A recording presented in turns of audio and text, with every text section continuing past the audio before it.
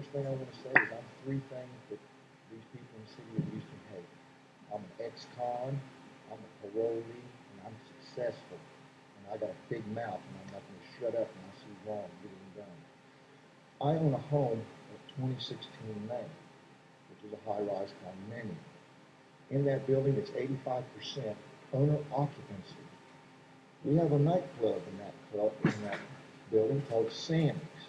Sammy has a subcontractor by IKE System Parking. They filed for an application for a valet.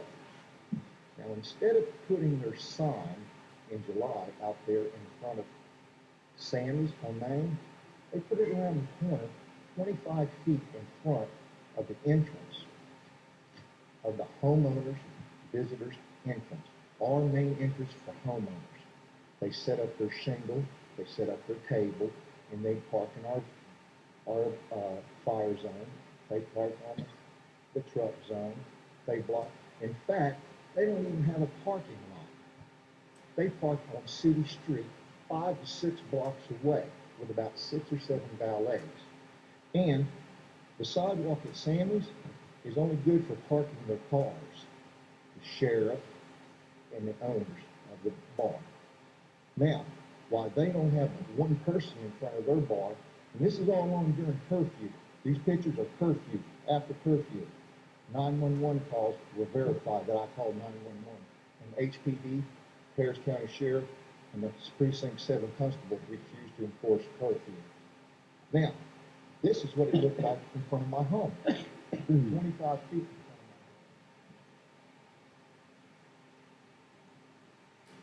my home. So on Friday, I called the valet department to find out about this permit. Well, come to find out, Mr. IKE Parking System filed a parking plan.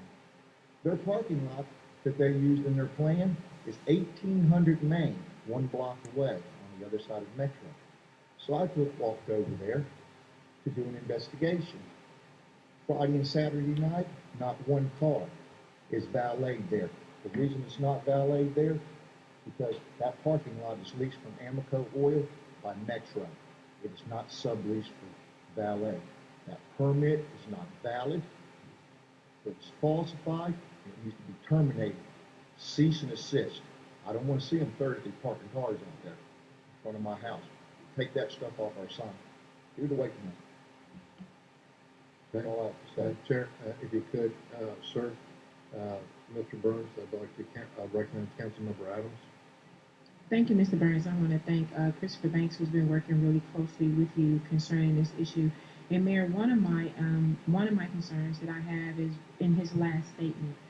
When you have a contract for valet parking, but you're not following the rules within inside the contract, and I know I passed you the pictures a second ago about how they're using the city sidewalks to park their cars. They're using city streets to park their cars to valet, and they're taking the monies. What is the city's responsibility in enforcement? I know that Maria Ashard is in the audience out there today, and I know that they've talked on numerous occasions. I know that there's been one investigation that was done, and I know that they're going to do another one within this week.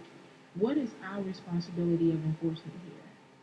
Because I've been to 26 Main on several occasions and spoke at their community meetings when they're, being blocked. I guess, we have to be empathetic and say if that was us.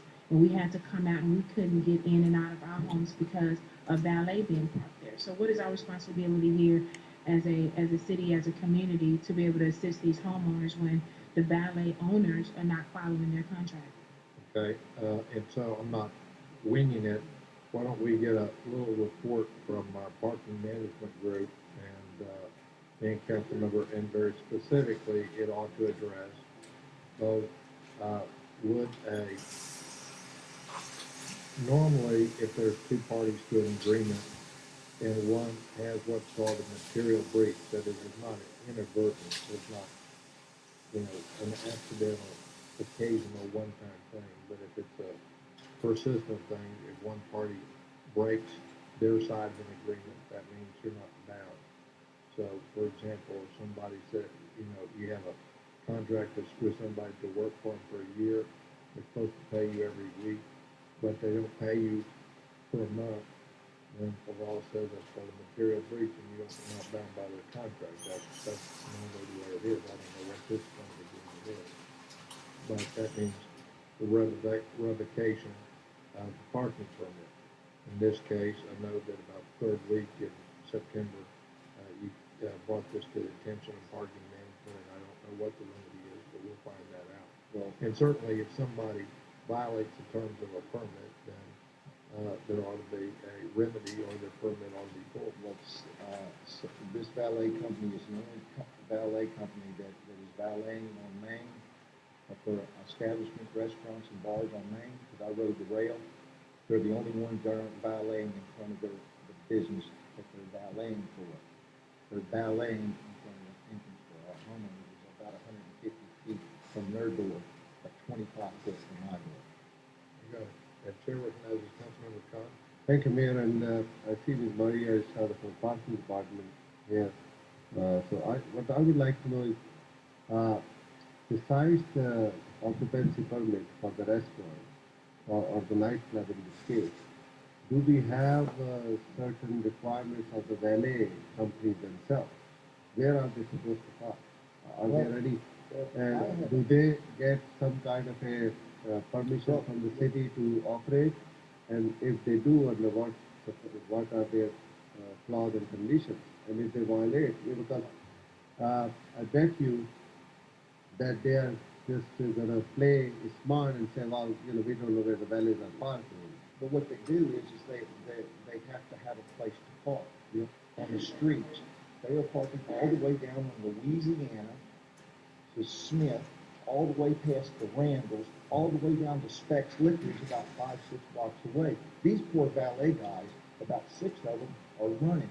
That's why we have all these people on the sidewalk, and they're sitting in our flower boxes, and they're sitting on our planters. They're leaning up against the light pole. They're blocking the sidewalk where my mother couldn't even come in on Thursday night.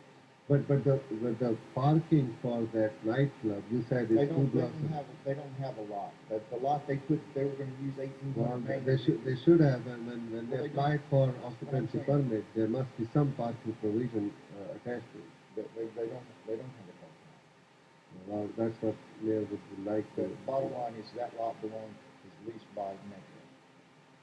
There's no, this isn't a wishy-washy, this is yes or no. Do you have a contract to park here?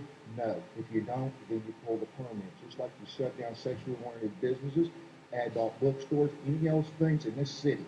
If you want a liquor permit, what do? We plaster a thing on the window before they give them a beer and wine permit. Nobody in July, when they did this permit, sent something to management in 2016 and said to the owners, they're always shoving stuff up under our door. Nothing's ever came through here about this parking. That's why I think Mayor, the gentleman has a very valid point, and I don't think that he is the only one. A lot of times, we go to places, we see that, And the valets have actually threatened people. They have physically threatened people. They tried to take the very first spot about 2 weeks ago before ICE, is when I started this. And the lady told me they intimidated her to move her car.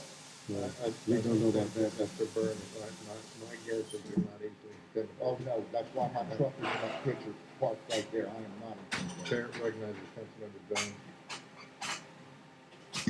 Thank you, Mr. Burns, for coming, and I happen to applaud people who have sometimes not done the right things and are doing really well to be able to stay at 2016 May. So I applaud you. Mayor, it seems from a legal perspective that if someone bases or files a false affidavit, that it would make the contract void or something, or the permitting part, void. Just from, if what he said is true, and they said they were going to be using one place, and that's actually, I guess, leased out or owned by Metro, then the city should be able to do something. But Yeah, and so this is where I'd like a little bit of report, and I'm not messing Mr. Burns. I found that if we just get to the facts and figure out what the facts are and what the permit says and get a little report back to us. But you're right, people, shouldn't get permits on false premises, but I don't know. those facts are, but there ought to be a way to have a remedy, because, you know, the valets don't own the streets. And in response to Councilmember Khan, about a year or two before I took this job, council had gone and had a valet ordinance, and we updated and tightened it about 2 years later, you know, early on. So I think there's a legal tools to deal with it, at least in what's called the down central business district area.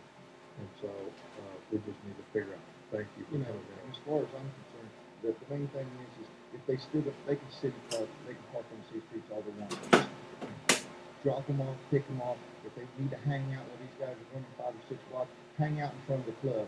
If it's good enough for them to park their cars on our sidewalks, this has been going on ever since Sammy's has been open. This isn't nothing new. And today, I took a picture. They're cleaning up over there. Took a picture of somebody on the day. It's on my phone right now. That they park on the sidewalk like it's a parking lot. It's going on right now. Okay, I got it. Okay, Thank you very much.